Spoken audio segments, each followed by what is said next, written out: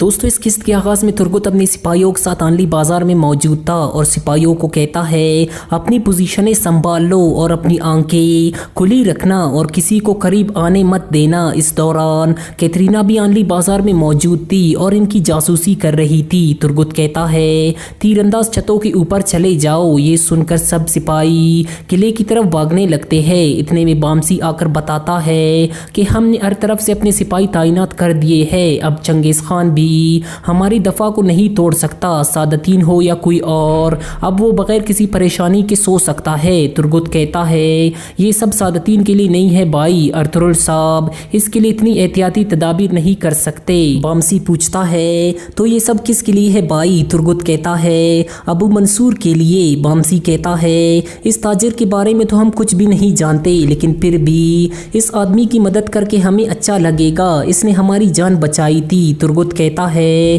تم ابھی بھی اسے ایک تاجر سمجھ رہے ہو بامسی۔ دوسری طرف ابن العربی خیمے میں موجود تھے۔ اتنے میں سلطان اور ارطغرل اجازت لے کر اندر داخل ہوتے ہیں۔ ابن العربی کہتے ہیں خوش آمدید سلطان، پھر وہ دونوں گلے ملتے ہیں۔ ابن العربی انہیں بیٹھنے کو کہتے ہیں، پھر وہ سب بیٹھ جاتے ہیں۔ سلطان کہتے ہیں ہم دشمنوں سے گرے ہوئے ہیں، میں یہاں آپ کی دعا لینے آیا ہوں تاکہ ہم کارا جیسر میں شیطان کی نسل کو ختم کر سکے اور فتح حاصل کر سکے۔ ابن العربی کہتے ہیں اللہ آپ کو فتح یاب کرے، اللہ کا شکر ہے کہ اس نے آپ جیسے سلطان اور ارطغرل جیسے سردار کو آپس میں ملایا ہے۔ دوسری طرف سعادتین بھی اکیلے بیٹھا ہوا تھا اور اپنے آپ سے کہتا ہے ایک انگوٹھی میں موت اور دوسری میں زندگی ہے، تو پھر میں خوفزدہ کیوں ہوں؟ اتنے میں اس کا ایک سپاہی اندر آ کر کہتا ہے کہ ہم جانے کے لیے تیار ہے امیر حضرت۔ سعادتین کہتا ہے ٹھیک ہے، ارطغرل صاحب کو بتا دو کہ ہم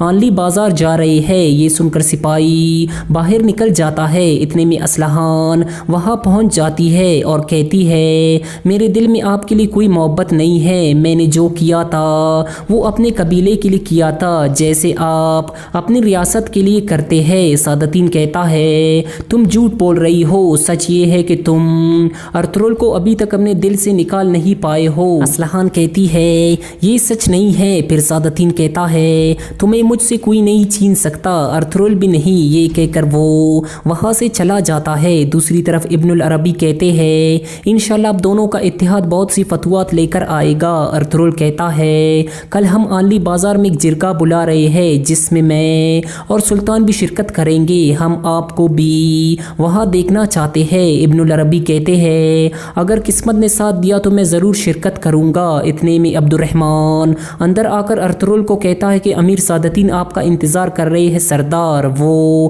آنلی بازار جانے کے لیے تیار ہے۔ دوسری طرف کارا جیسر میں ویسولس اور اس کا کمانڈر شطرنج کھیل رہے تھے۔ کمانڈر کہتا ہے اورال اور علیار مر چکے ہیں، جاویدار قبیلہ سردار سے محروم ہو گیا ہے، اب ارطغرل ان کو اپنے تابع کرنے کی کوشش کرے گا۔ ویسولس کہتا ہے بالکل وہ ایسا ہی کرے گا، لیکن جاویدار قبیلے کا مستقبل میرے ہاتھوں میں ہے۔ دوسری طرف سلطان علاؤالدین ارطغرل اور سعادتین آنلی بازار پہنچ گئے تھے۔ کترینا بھی وہاں موجود تھی اور چھپ کر انہیں دیکھ رہی تھی۔ سلطان ارطغرل کو کہتے ہیں آپ نے سلیبیوں سے یہ بازار لے کر ان زمینوں کو زندگی بخش دی ہے۔ ارطغرل کہتا ہے کارا جیسر فتح کرنا ان آدمیوں کے لیے مزید بہتر ہوگی ابو منصور۔ یہ تمام باتیں کترینا بھی سن رہی تھی اور سلطان علاؤالدین کو دیکھ کر ان کو پہچان لیتی ہے۔ ارطغرل ترگت کو کہتا ہے سب تاجروں کو بتا دو کہ کل کوئی بھی دکان نہیں کھلے گا، کل ترک سرداروں کا جرگہ ہے۔ اس کے بعد سب اندر چلے جاتے ہیں۔ کترینا بھی واپس چل پڑتی ہے۔ اندر حکیم آرتک ارطغرل کو بتاتا ہے کہ آپ کے حکم کے مطابق ہم نے محل سے سب مسافروں کو نکال کر خیموں میں ٹھہرا دیا ہے، اب صرف امیر سعادتین اور ابو منصور اس محل میں رہیں گے۔ پھر حکیم آرتک وہاں سے چلے جاتے ہیں۔ اتنے میں سلطان کا ایک آدمی آ کر سلطان کو ایک بیگ دیتا ہے۔ بیگ دیکھنے کے بعد سلطان ارطغرل کو کہتے ہیں کہ ہم شام کے کھانے پر کارا جیسر کے قلعے کے بارے میں بات کریں گے۔ یہ کہہ کر سلطان چلے جاتے ہیں۔ اس کے بعد سعادتین ارطغرل کو کہتے ہیں کہ ہمیں کچھ بات کرنی ہوگی، پھر وہ ایک کمرے میں چلے جاتے ہیں۔ سعادتین کہتا ہے سلطان نے ثابت کر دیا ہے کہ وہ ہمیشہ ایک اچھا فیصلہ کرتے ہیں، لیکن میں حیران ہوں کہ کارا جیسر قلعے کا بوجھ انہوں نے آپ کے کندھوں پر پورا ڈال دیا ہے۔ ارطغرل کہتا ہے آپ پریشان نہ ہو امیر سعادتین، میرے ساتھ بہت سے ترک قبیلوں کے سپاہی بھی ہوں گے اور آپ بھی میرے ساتھ ہوں گے۔ سادتین کہتا ہے تمہیں لگتا ہے کہ تم چند سپاہیوں کے ساتھ کارا جیسر فتح کر لو گے؟ کیا نکایا کا شہنشاہ خاموش رہے گا؟ ارطغرل کہتا ہے میں نے احتیاطی تدابیر لی ہوئی ہے۔ یہ کہہ کر ارطغرل وہاں سے چلا جاتا ہے۔ دوسری طرف اسلحان نے اپنے قبیلے کے آدمیوں کو بلایا ہوا تھا اور ان سے مخاطب ہو کر کہتی ہے کہ جب تک ہم علیار بائی کا انتقام نہیں لے لیتے تب تک نئے سردار کا انتخاب نہیں کریں گے، اور میں اپنے بائی کی نمائندے کے طور پر کام کروں گی۔ انتقام لینے کے بعد ہم نیا سردار منتخب کریں گے اور پھر میں ایک سپاہی کے طور پر قبیلے کی خدمت کروں گی۔ دوسری طرف کیترینا واپس کارا جیسر پہنچ جاتی ہے اور ویسولس کو کہتی ہے آج ہم سب کے لیے خوشی کا دن ہے۔ ویسولس پوچھتا ہے کیا تم نے ابو منصور کو وہاں دیکھا ہے؟ کیترینا کہتی ہے ہاں میں نے دیکھا ہے، ابو منصور ہی سلطان علاء الدین ہے۔ ویسولس کہتا ہے کیا تمہیں پورا یقین ہے؟ کیترینا کہتی ہے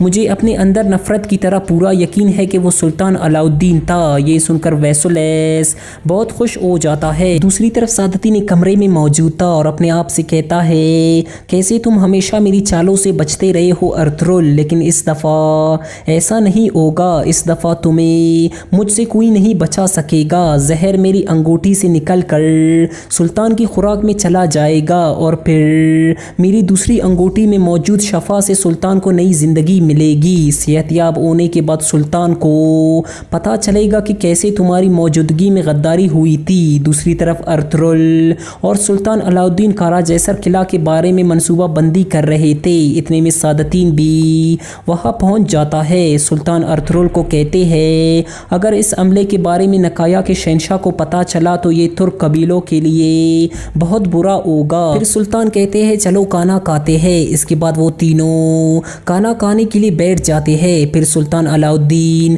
ایک روٹی توڑ کر ارطغرل اور سادتین کو دیتے ہیں۔ روٹی لینے کے دوران سادتین اپنے ہاتھ کو جھٹکا دیتا ہے جس سے اس کی انگوٹھی سے زہر نکل کر سلطان کے شربت میں گر جاتا ہے۔ ارطغرل کہتا ہے ہم ویسولس پر حملہ نہیں کریں گے، میرے خیال میں ویسولس ہم پر خود حملہ کرے گا کیونکہ اس کے پاس نئے سپاہی آئے ہوئے ہیں۔ تھوڑی دیر بعد سلطان علاء الدین شربت اٹھا کر پینے لگتے ہیں۔ دوسری طرف کارا جیسر میں ویسولس اور اس کا کمانڈر بھی کھانا کھانے میں مصروف تھے۔ ویسولس کہتا ہے امیر سادتین ارطغرل کے ساتھ معاملات طے نہیں کر سکا اور اب سلطان ارطغرل کا مہمان بنا ہے۔ مجھے یقین ہے کہ سادتین سلطان کو کچھ ایسا دے گا جس سے امیر سادتین جلے گا اور ہم اس جلن کا فائدہ اٹھائیں گے اور فتح ہماری ہوگی۔ اور یہاں اس قسط کا اختتام ہو جاتا ہے۔